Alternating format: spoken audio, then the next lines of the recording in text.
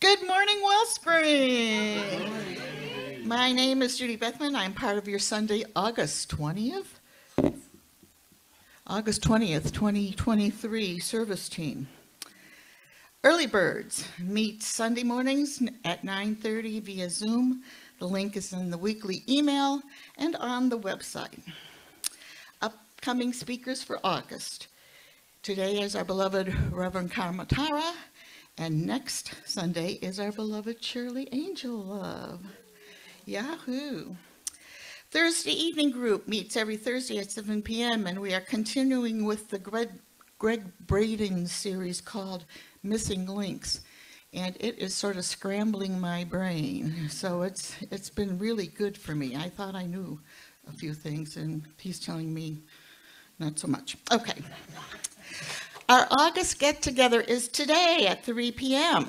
We are going to watch the movie Powder and have ice cream dessert following. So come at 3 p.m. Powder is a great movie. It's if you haven't seen it, it's pretty new thought-ish.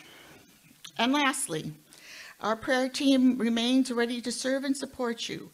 You may submit a slide request via our webpage or give it to Edward.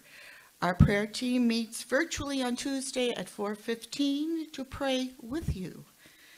Please consider sitting quietly in your quiet space during that time, because we know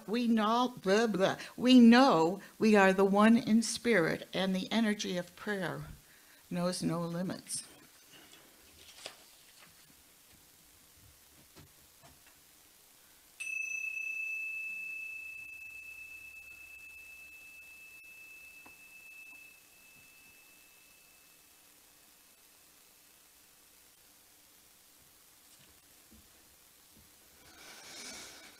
Let us take a deep breath in and release all the cares and woes of the past week. It's been a challenging week. Let's take another deep breath in and let the vibrations of those chimes invite spirit to come into this sacred place. Not only, breathe out, not only because of our camaraderie for each other, but the sacred places in our heart, in our soul, in our mind. Christ said there are many mansions, and we encompass all of them. What a blessing. Take another breath in and release, and know that you are beloved. And so it is. Okay, please stand if you are able, and we are going to sing our song of joy, Whisper to My Heart.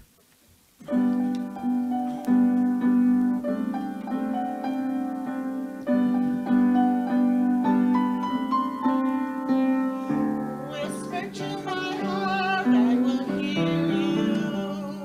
Whisper to my heart, I am listening, Lord. Spirit like a gentle wind, send your peace to me again. Whisper to my heart.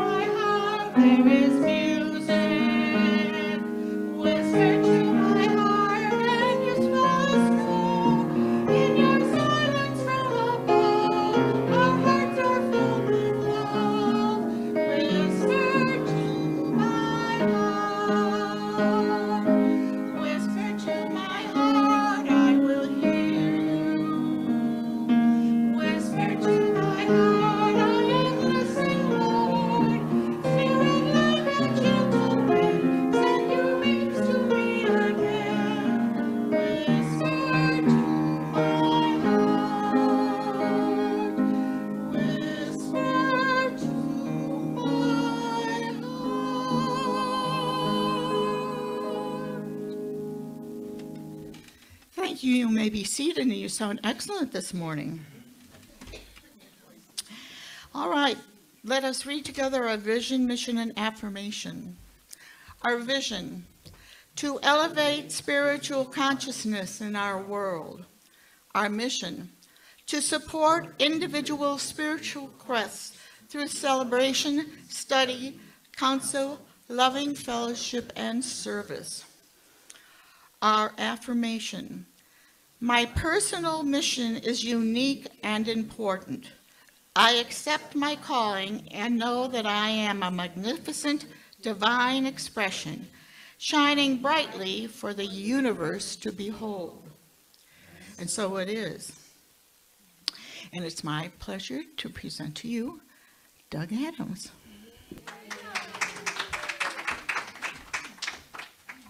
Thank you, Judy.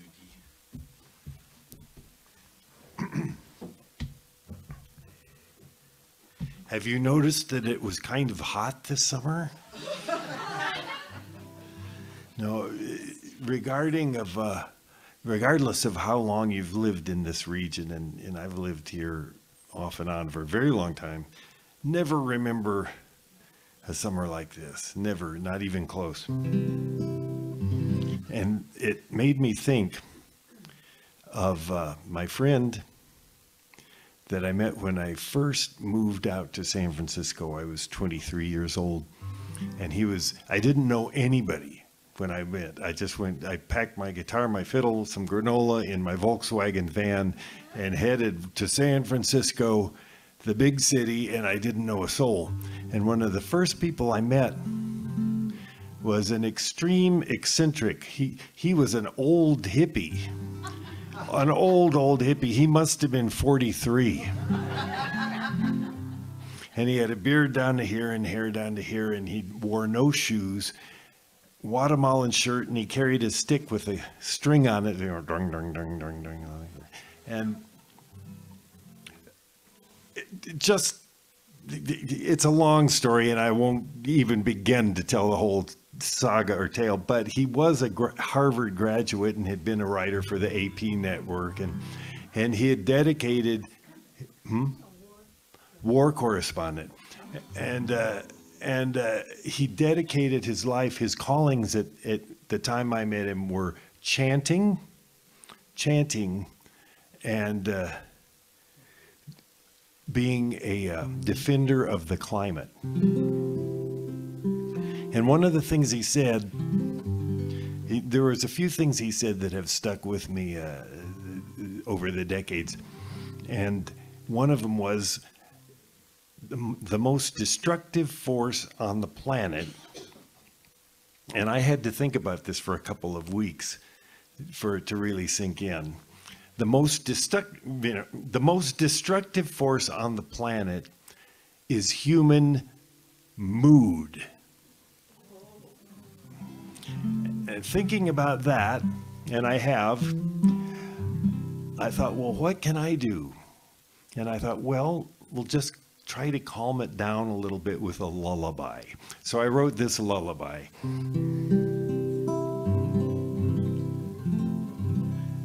Calm it down, cool it down. This is a brand new song. Today is its world premiere. Nobody's ever heard it before.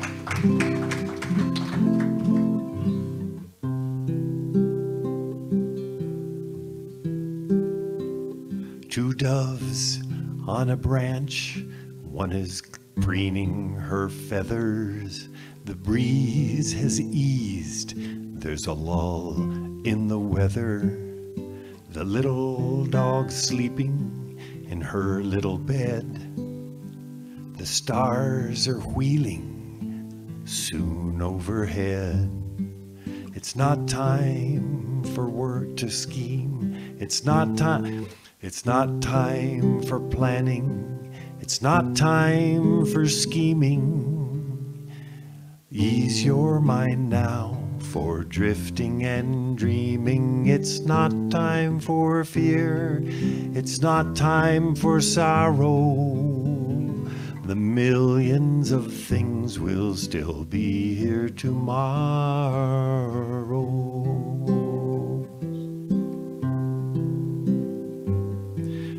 Sure, there are days to grab life by the handle, the bull by the horn, to raise high your candle.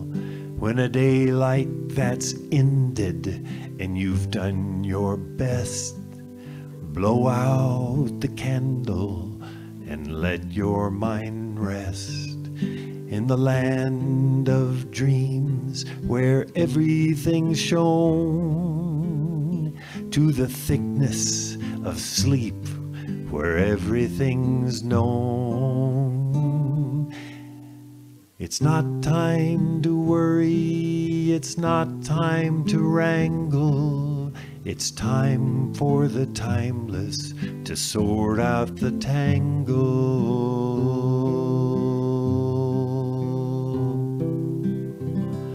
Two doves on a branch, one is preening her feathers. The breeze has eased, there's a lull in the weather.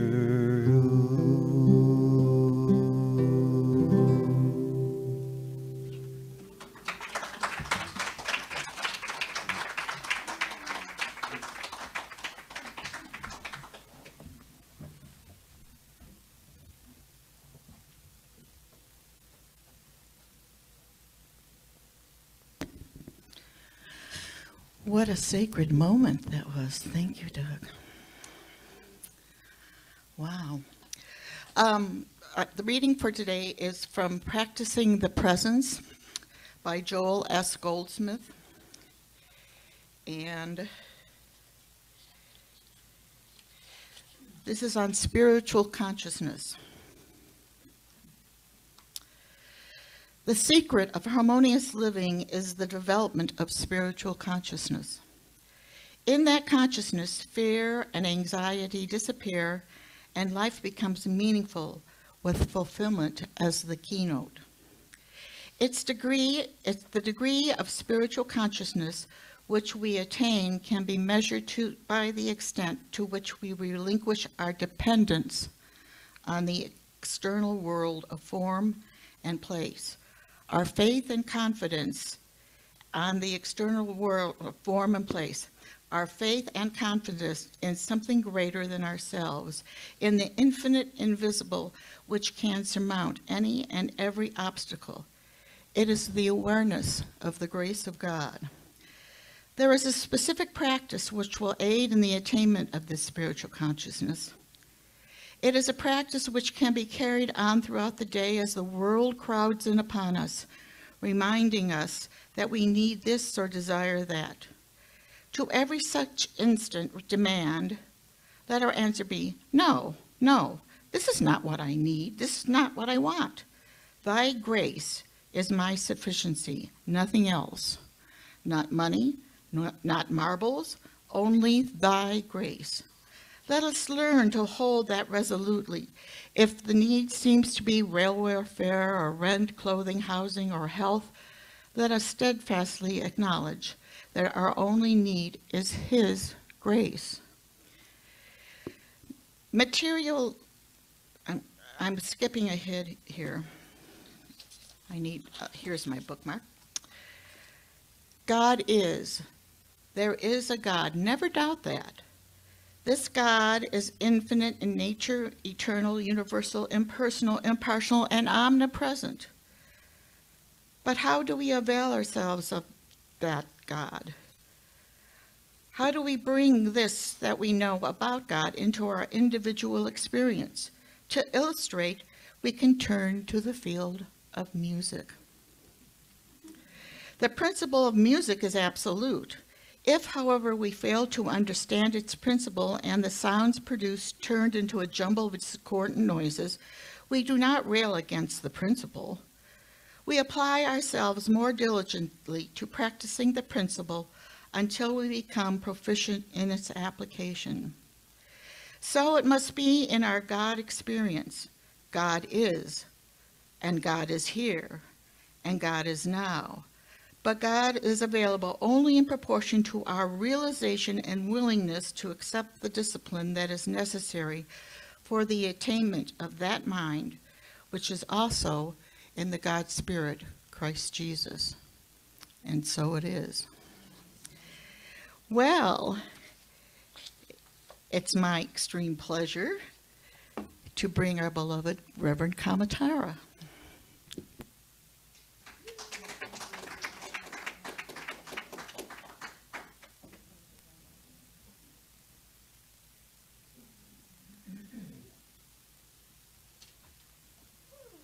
Well, good morning.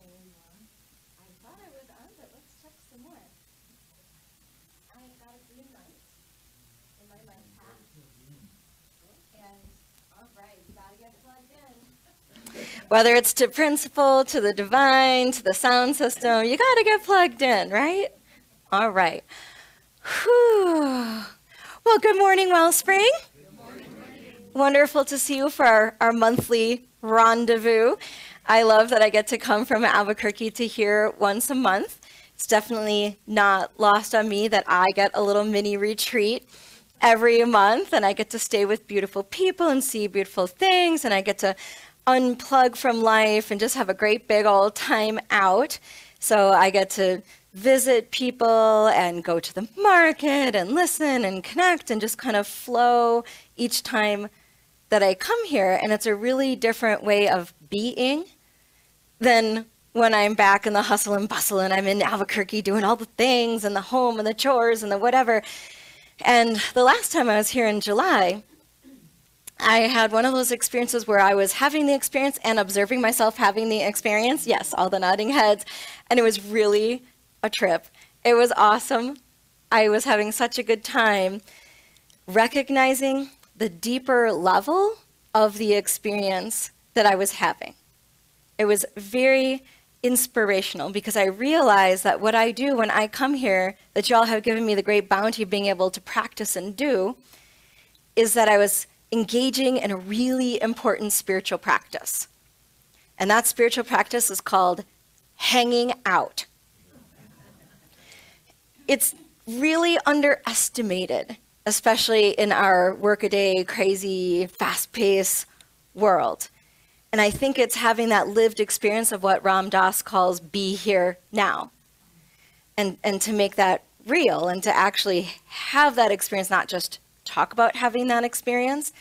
It was fantastic. So last month, you know, I was here for the whole glorious weekend, the Friday, the Saturday, the Sunday, and I got to go to the marketplace on Saturday morning. Of course, I went incredibly early because it is hotter than blazes here. Oh my gosh. So I went super early and I'm walking along and you get to see all the beautiful people and the artisans and all different levels of musicians and all different farmers and just beautiful things. And then I don't know if you're like me, you know, if you're all shy like I am, but I just end up talking to people and, you know, just end up having a great time meeting new folks. And of course, I went to Koa's, my favorite bookstore, and dropped my $6 and walked out with 3 books and a puzzle and had such a great time. And then I met Reverend Sandy at Grounded, which is just a beautiful, quaint coffee shop with all these nooks and crannies and just like pretty places to hang out. And then she said, and when I met her, I literally had no agenda. I'm like, I am yours, Yoda. Where do you want to go? What are we going to do? Okay. So then we went back into the marketplace and there's a discussion group in the marketplace. Have you ever seen where there's a market board and they ask a nifty question? I have been walking that market for probably 15 years and never seen it. It's there underneath a little shade tree. Look for it next time. There's a discussion group. Who knew? So I sit down and I'm meeting all these people I've never met before. And they're all like young and old and different, like all different people. And we're having the most amazing discussions about all different topics. And I actually knew about some of the topics. And then I learned about others. And it was just beautiful. And then she said, oh, let's go down the street to the record shop because they serve coffee and they've got music on Saturdays. And I'm like, sure, let's just go do that. So we go down the street to the groovy little record shop and there's a band and they've got a violin. I should say fiddle. I mean, it was good. And there's almost no place to sit. So we find a table in the back and, you know, she's sitting way on one side, and then there's a whole bunch of people, and I'm sitting way on the other side. I'm like, I don't care. So I just sit down where there's a seat, and I just start talking to the guy that's next to me because he's the lucky winner. And whatever. So we're just talking about anything, nothing, everything, whatever. You know, people are friendly. We're having a good time sharing. And then he said, oh, you know, I know a person at Wellspring. And I was like, oh, really? Who do you know? Oh, you and no. I'm like, try me. It's small. And he said, oh, well, you know, I sing at hospice care. And I was like, are you talking about Edwin? He says, how do you know him? I'm like, I'm staying at his house. I'm sleeping with his cat. I'm just telling you, like, I know this guy. It was just really funny. So, but we just had this huge connection. We had the best time talking, and just a delightful person. And then, you know, I get to hang out with Edwin and Elena last time and all the critters. And I got to have supper with Cleona and whatever. Like, it just was so bountiful and rich, and I had time to read my book, and I had time to journal, and just like it was so delicious to luxuriate in that. And even this weekend I got to stay with Brenda, which was just beautiful. We got to hang out, talk, and listen to stories. Or I think of a couple years ago, before Martha Ward passed, one of my favorite weekends ever, when I got to stay at her house, and we were just talking like two old hens, and she was telling me stories about her childhood, or like growing up out east, and where it was just delightful. So I feel like I've had this gorgeous training to just relax and open up, and to allow that flow where one thing just leads to another, and it's better than anything I could have engineered, or my favorite made-up word, facilla manipulated. And like I couldn't have planned that out. And it only happened because I was willing to hang out. And so I want us to think very on a profound level, not a surface level, not the jet ski, like let's do the deep dive, and think about all the things we're practicing when we're hanging out. We get to practice, number one, we get to practice being open to the flow. And that's really important, because I don't know about you, but I was raised to be a type A control freak. Absolutely. And if science of mind has given me any bounty at all, it has been dismantling that operating system. That's not even just an app I'm running. That's like an operating system. So I have been working on dismantling that. So being open to the flow is incredibly bountiful in ways we could not have planned. And being able to show up without an agenda. Whew, that's a big, hairy deal for me. And to show up with no attachments. I don't care where we're going. I don't care how this turns out. It doesn't matter who I see or don't see, or what happens or doesn't happen. It just is. That's a really interesting thing to practice. And then when I'm open to the flow and I have no agenda or attachments, then guess what? We get to fully experience what's exactly happening. We're fully present to the full experience. Not my preferences, or not what I'm trying to make happen, or what I think should. All of that just falls away. So I'm not seeing it through any of the filters. I'm actually having the full experience of it, not my projection of the experience of it to get all Course in Miracles on you. Okay, you followed, yes. So being fully present to that experience, I then get to practice that spaciousness of awareness. It's an entirely different posture to be in that spaciousness of awareness, where I can open up my heart and open up my mind, and I'm expanding what I even could experience or know or be in that moment. And that's where spirit speaks. Or there is a profound connection, or something delightful that wouldn't have happened otherwise. And I get to be fully authentic, and other people get to be fully authentic. We're in a state where we can allow everything to be such as it is. Some people call that radical acceptance. Really allowing things to be such as it is. And then that opens up to a prosperity consciousness, where I get to allow the generosity of the universe to provide. and to connect and to do the heavy lifting. I don't have to do it. I can just surrender to that moment and know that the universe is stacked in my favor. Whatever it is that's happening. And then what's really interesting from there, we get into experiencing that organic development where there's that synchronicity that I know all of you have experienced glimmers. You know, we get those little glimmers of, oh, wow, that all just came together. That was brilliant, or that was beautiful, or I wouldn't have seen that coming, but I guess that's why that happened. And it's completely a different way of being. And in that is such freedom. We get to practice freedom to be as is. And that's where we're literally practicing the presence of the divine. We're recognizing and honoring the divine in that moment. That's a huge list of everything that we get to practice with the simple thing of hanging out. And then in that space, I can practice being a human being, not a human doing. And certainly I know I was raised in, the very, German culture of my father to be, go, go, go, do, drive, the agenda and that action bias of white dominant culture, absolutely. And the codependent need to be needed of my beautiful Sicilian mother, and the way women are raised to need to be needed. So trying to unpack that and undo that and say, no, that is not the truth of my being. And releasing that need for an agenda or driving things or knocking stuff off the to-do list, or like Brene Brown says, hustling for your worth.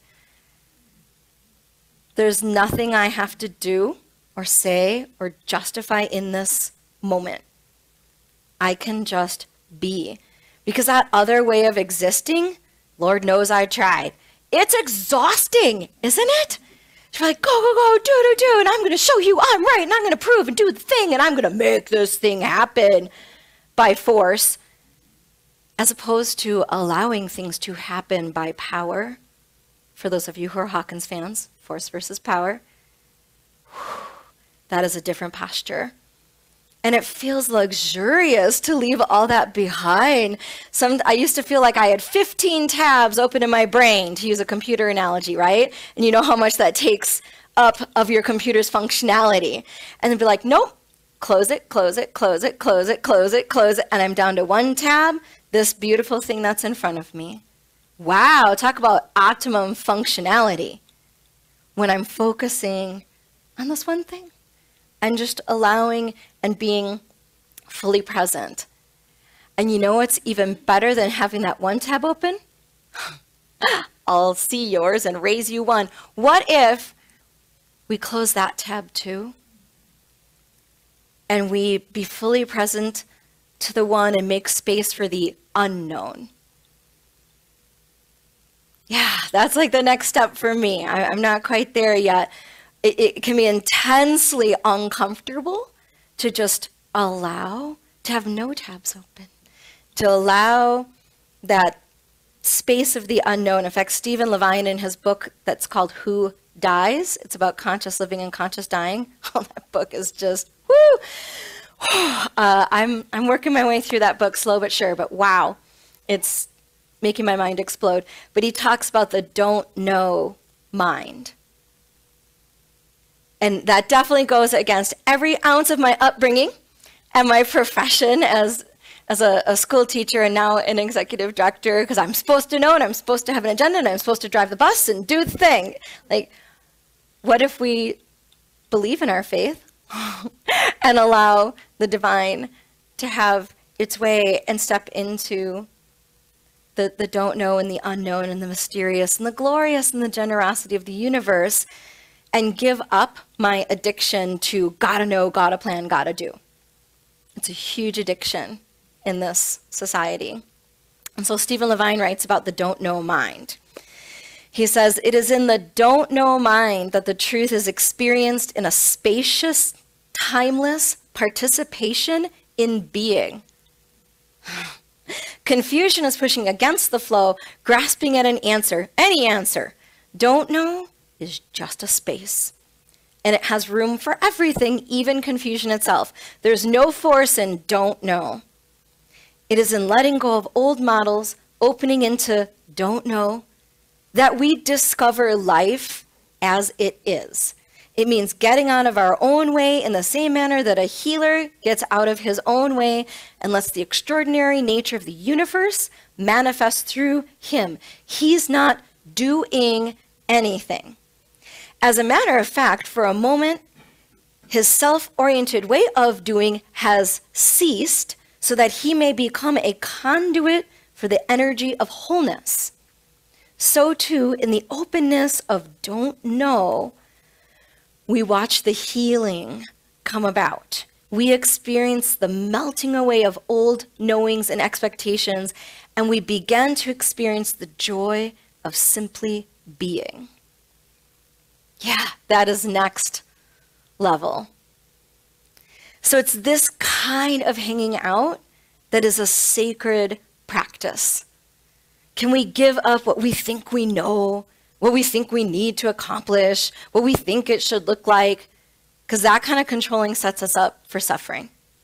And we know from our Buddhist friends that the definition of suffering is the difference between expectation and reality.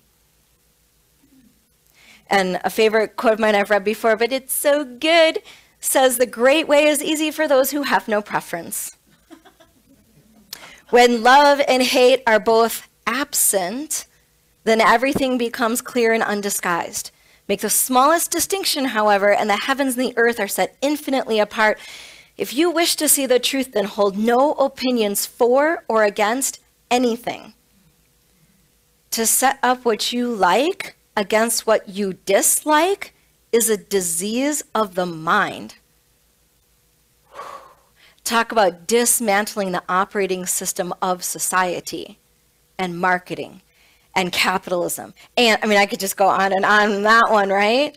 Wow, and to do a hard stop, no, that is not the truth of my being.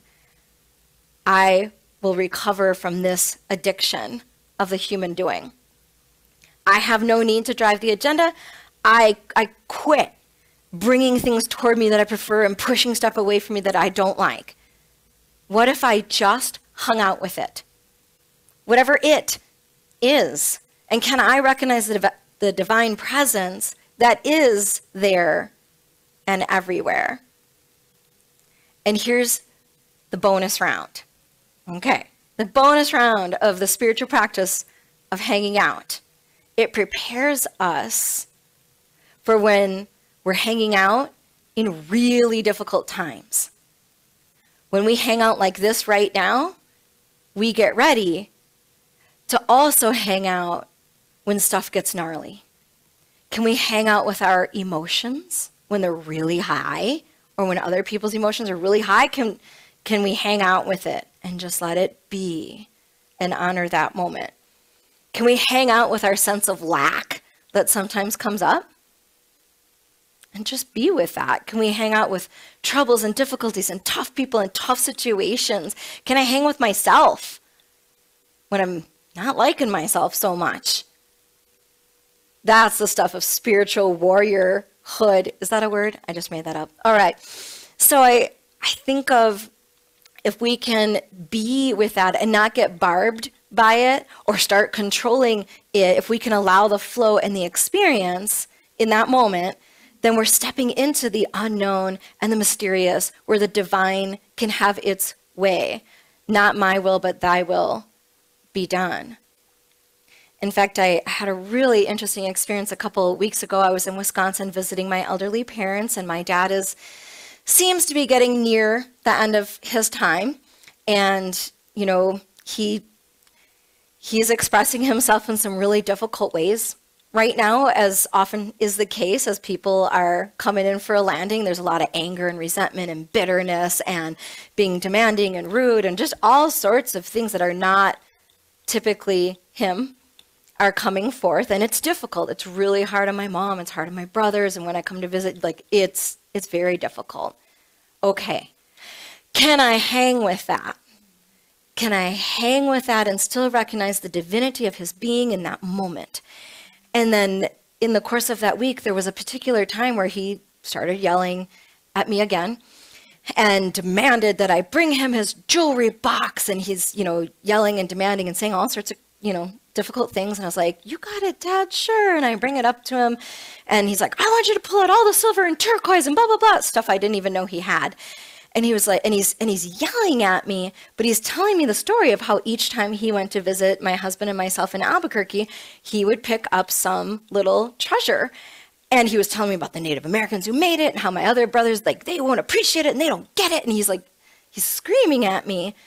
But at the same time, it's dawning on me oh, he is giving me his precious treasures because he knows I'll appreciate them. So it's this really incongruous experience, a doesn't match moment of wow, I'm having this really tender moment with my dad. He's passing on his beautiful treasures to me and he's yelling at me. But you know what? That was his best in that moment. That was the extent of his capacity in that moment. And that was the way love was showing up in that moment.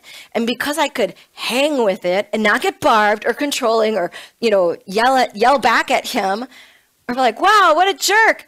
No, he was being tender and loving no matter how that showed up. And I got to have that experience because I could hang with it.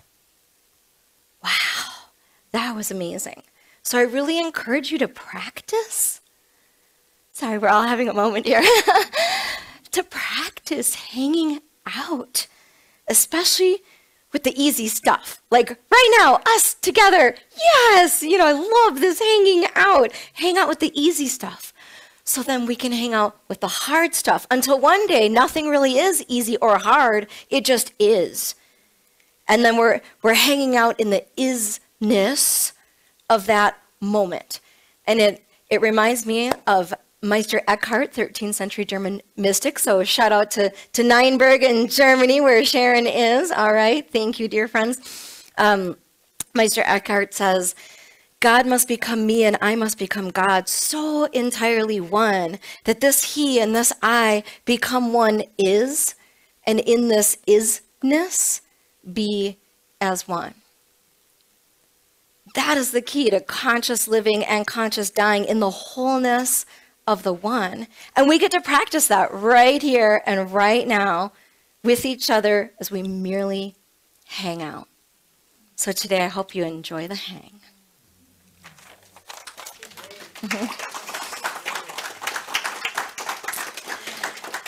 Whew. So I know the emotions are high. Let's all just take a nice deep breath. Whew. Let's do that again.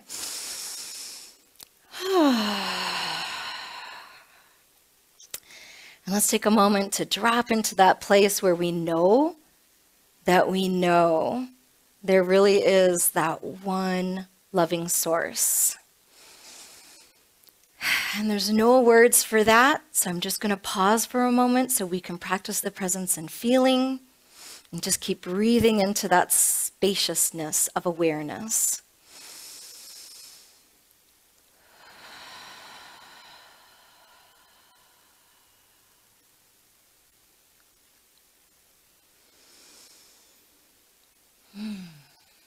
And in the spaciousness of awareness, I know that this one loving source is the all that is expressing as you, as me, as we, as us, as this, and beyond what words could possibly express.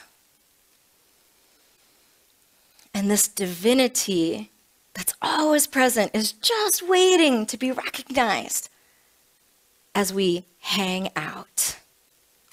The divinity, there's something sacred going on, is in the easy stuff and the hard stuff and the happy stuff and the sad stuff and the delightful laughter and hugs and kisses and the screaming and the yelling and the ridiculous, horrible, messy goodness of being alive on this plane of existence and definitely beyond what we can understand that each one of us is where God shows up.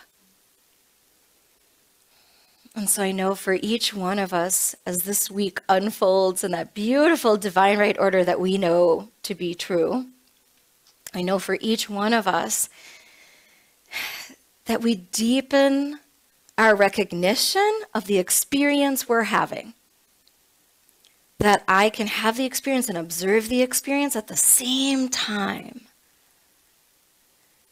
That I can make the spaciousness to allow, to release agendas, to release attachment, to release control, and to allow spirit to have its way, to have the full experience of whatever, whoever is in front of me, and to know that all is well, regardless of seeming appearance.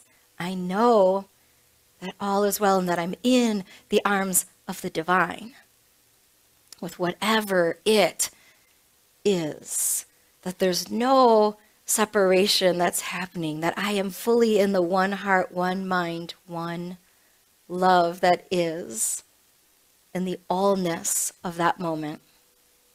And in the allness, anything that looks like health concerns or suffering or struggle or the passing of our loved ones, all of that is part of the beautiful, messy goodness that we're here to experience. All the more ways we get to experience love, all the more ways we get to experience the divine, all the more ways that we get to deepen our faith in things that seem hard, and the way we get to replenish our faith in the things that seem easy and preferable, and making the spaciousness for all of that, whether it's easy or hard, preferable or not preferable, to know that all of that is a blessing to us, that each one of us is a blessing. And so I give thanks for this moment to reconnect to principle, to the truth of our being, to consciously choose to enter into spiritual practice, to grow together, to be able to practice hanging out together, whether things are easy or difficult. I'm so grateful for the spiritual community that is Wellspring and the bounty that comes out of sharing the spiritual journey together. I am so grateful. I know that each one of us is held in the arms of the divine and truly blessed and supported. And so knowing that all is well and unfolding in divine right order, I let this prayer go and let it be. Please join me in saying, and so it is.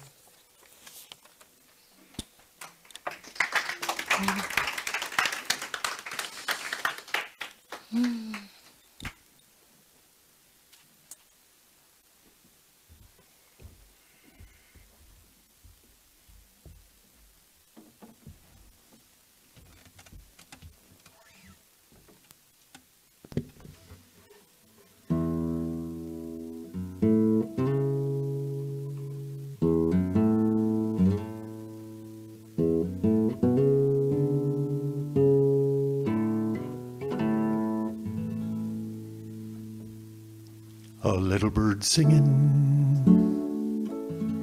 outside my door,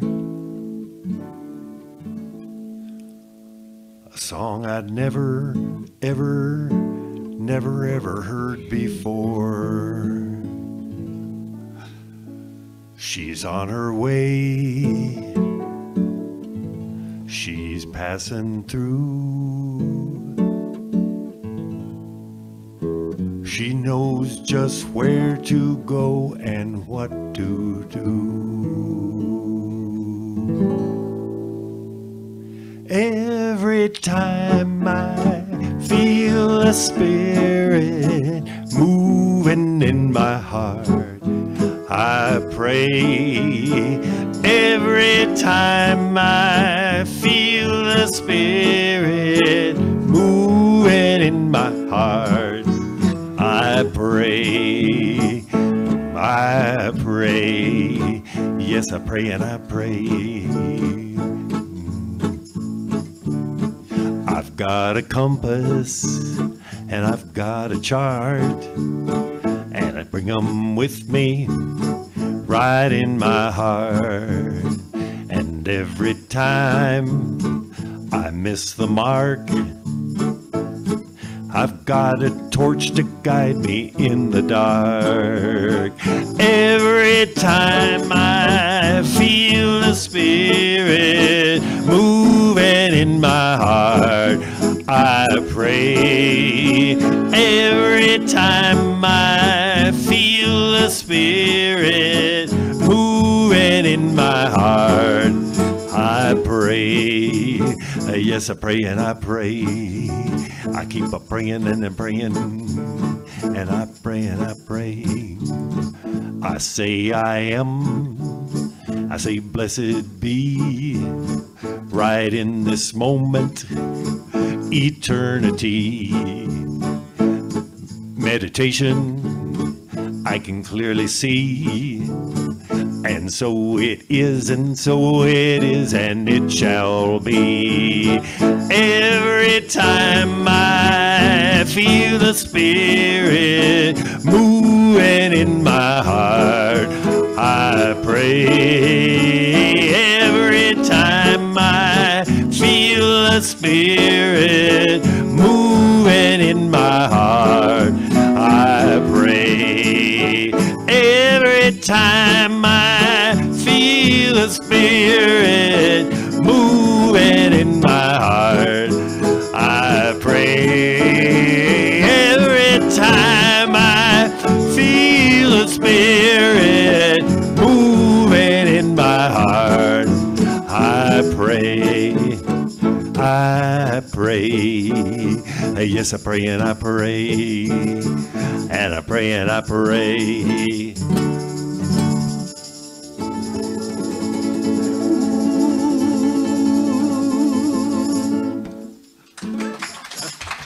Yeah.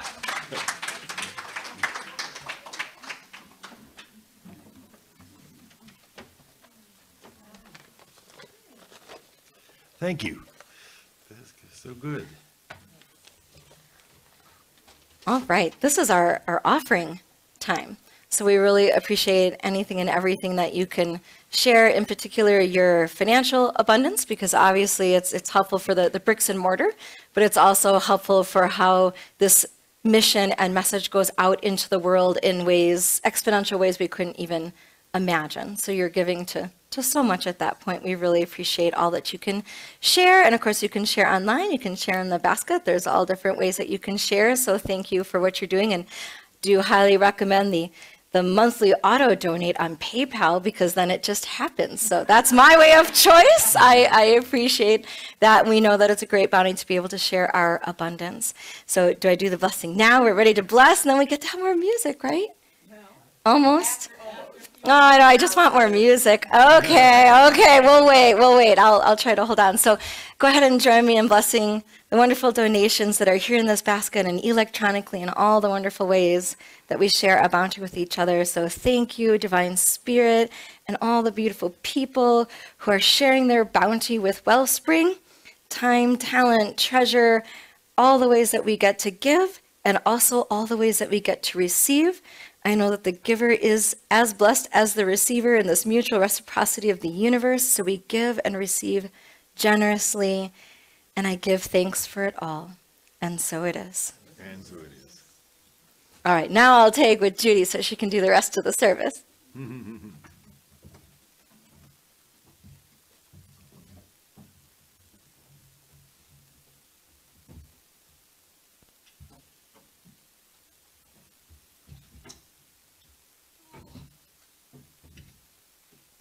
Well, you could read just as well as I can.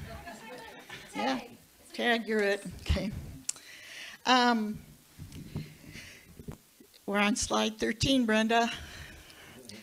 There are a number of folks who have contributed to the production of this service, and we are grateful for their service. We thank you for joining us today in Zoomland, all the way over in Germany, and here in the sanctuary.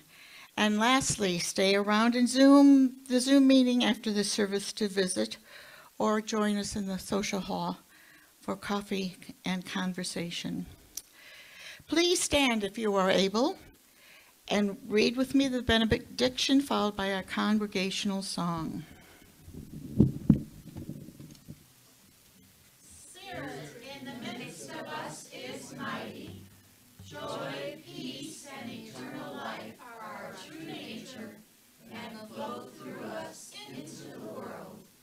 And so it is.